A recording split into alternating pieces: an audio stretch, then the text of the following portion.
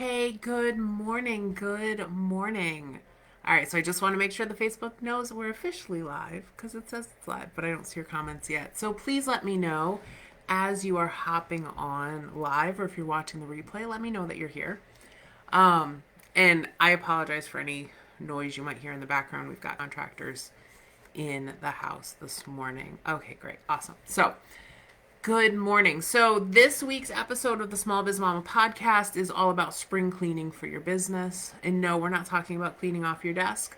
We are talking about how to better run your business and how to better manage your time in your business. So, when I talk to small business owners, very often, especially those that are just getting started, they're like, I need more time. I need more time. Because even if you've never like worked in an office, um there's kind of this thing, there's this mentality that you need to have like a certain amount of time sitting at your desk or you're not doing it right. And I wanted to dispel that myth. I'll tell you that most days um most days, if I think about the time I actually have sitting at my desk, I think I'm probably somewhere around maybe 3 hours a day at my desk, and I'm running multiple businesses. Um, so I really think that that concept that if I just had 8 hours a day at my desk, like magically things would be better. Um, we need to like dispel that. Okay. I don't think you need more time sitting in front of your computer or sitting at your desk. I think you need a plan for what you're going to do when you're sitting there. Because what I often find is that people get to their desk and they go onto Facebook and they start playing around on Facebook, and next thing they know, like an hour's gone, and they go, "Oh crap! If I just had more time in my business, right? Tell me if this is you, right? Because I know I've had this happen to me before, and I think that this happens to a lot of small business owners that I talk to, and so it is critically important that when you sit down at your desk, you know how much time you have and you know what you're going to get done while you're there. Okay, critically important. So you can either do this step, okay? You can do this the night before, or you can do it first thing when you get to your desk. It really depends on kind of your preference. And I think it also depends too on how much time you actually have sitting at your desk. So, for example, for me, when I know that I have a short day at my desk, like I just want to dive right into my list of the things I have to get done. If I have more time, then I don't mind kind of easing into my morning and doing my planning in the morning. So it's important to look at your schedule before you end your day.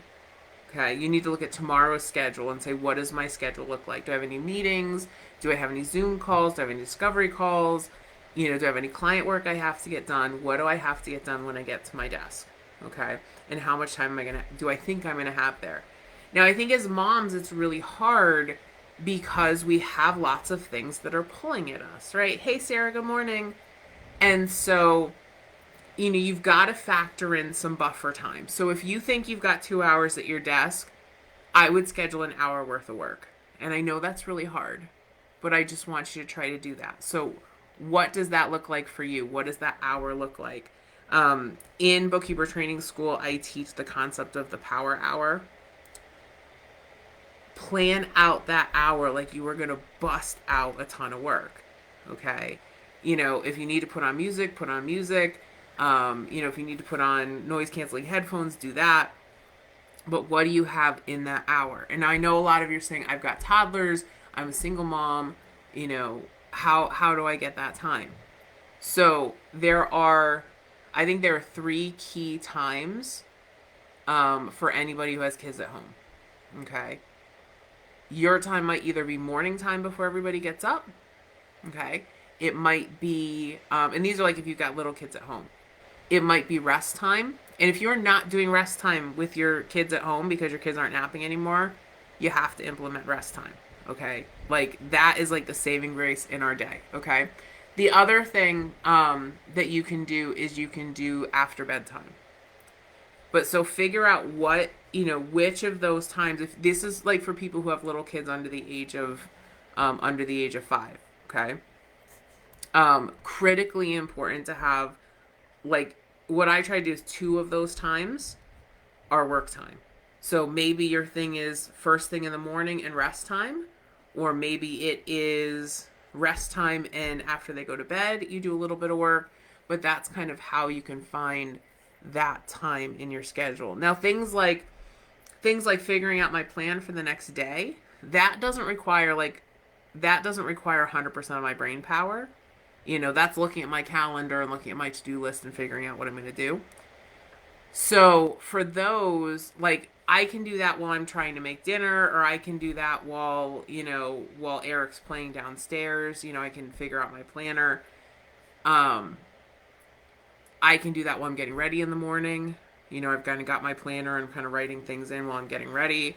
So I can kind of multitask with that planning a little bit, where when I'm doing work, like, I want my head to be in the game and in the zone and get as much done as I can as possible. So if you're not sure, if you're a new business owner and you're not sure, like, okay, so what should I be doing? The first thing you need to do is you need to figure out how much time you have during the week. Okay, that's critically important. And again, I know that's going to fluctuate. I know that that's not going to be 100%, but try to get some sort of idea and then say, okay, what do I need to get done? Okay, so if you're in bookkeeper training school, if you've just signed up, or you're thinking about signing up, or you're still going through the training, 85% of your time is going to be going through the training. Okay. I would say, because you're a new business, and because a lot of the admin that you need to do while you're setting up your business is included in the success roadmap, in bookkeeper training school, then I would take that remaining 15% and I would use that to slowly start marketing your business. So if you've got 10 hours a week, then I would be spending about 9 hours a week on course content, and I would be spending 1 hour a week on, like, marketing stuff.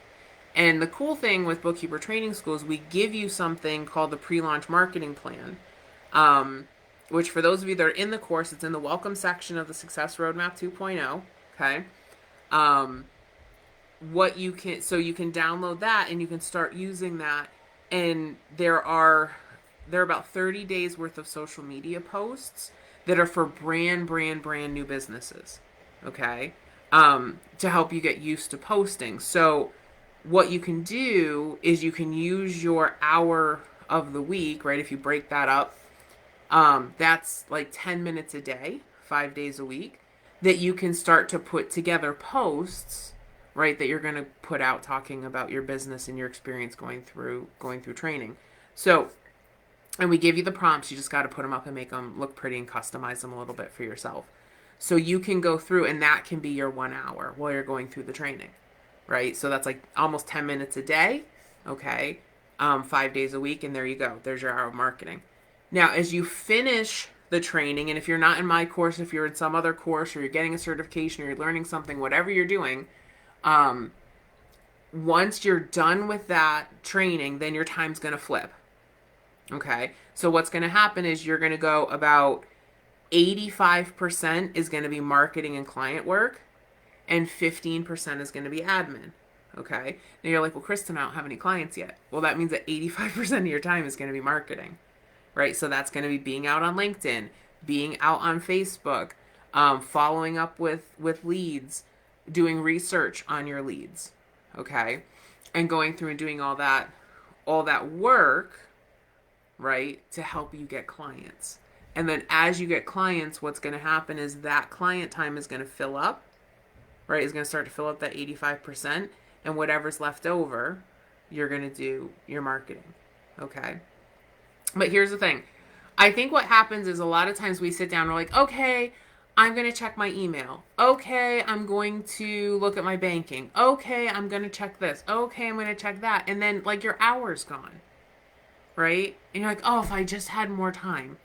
Okay, when you sit down at your desk, you should always be thinking, okay, what can I do to make money today? Right? So that's one of two things. That's client work, okay? And if your client work is done for the day, then you should be marketing. Okay. Once I've done my marketing cycle, then I go through and start checking bank balances and all that other stuff. But I think we kind of get into this mode because administrative work, especially for those of you that are bookkeepers and VAs and OBMs, if you're any type of support person doing the support work, the administrative stuff, like that's your jam, right? That's the thing that you're comfortable doing. But the problem is like we let that take up all of our time, and then we wonder why we don't have time for marketing and for client work. Okay? So, I would love to see you for the rest of this week. When you sit down at your desk, I want you to ask yourself, do I have a plan for today? And does it have anything to do with making money? Are there money making activities on my list of things to do today? Okay. Now, if you are I know some of you that are watching, you're in bookkeeper training school right now, you're going through the training. Okay. So you need to be asking yourself, okay, if I am going through the training, how many hours do I have to go through the training today? What module did I leave off on? Let's start the next module. Okay. That's where you must start. Okay. That is where you must start. Okay. Always make sure that if you're going through bookkeeper training school that you know where you left off, right? What's the last thing that you did? And then pick up with that the next day. Okay? If you've finished the training, if you're QuickBooks certified, you need to be marketing. Marketing. Okay? And I know like in bookkeeper training school, we talk about what you should be doing. We've got lots and lots of videos on what you should be doing when you do that marketing time. But I just see like so many of you get caught up in the admin, right? And I don't want you to do that. DeLeon, if you've got questions about bookkeeper training school, you can go to bookkeepertrainingschool.com, and you can get all of the information, including our free training to help you get started. But I want you to look at this week. And I want you to check back in with me. And if you're in bookkeeper training school, you can do it in our community. How has what you do changed after thinking about what you're going to do each day when you sit down? All right, so I hope that's super helpful for you. Check out this week's podcast at smallbizmama.com. Again, it's smallbizmama.com, or anywhere you listen to podcasts, you can search for the Confessions of a Small Biz Mama podcast. Thank you so much, and I will talk to you guys soon. All right, take care, and have a plan.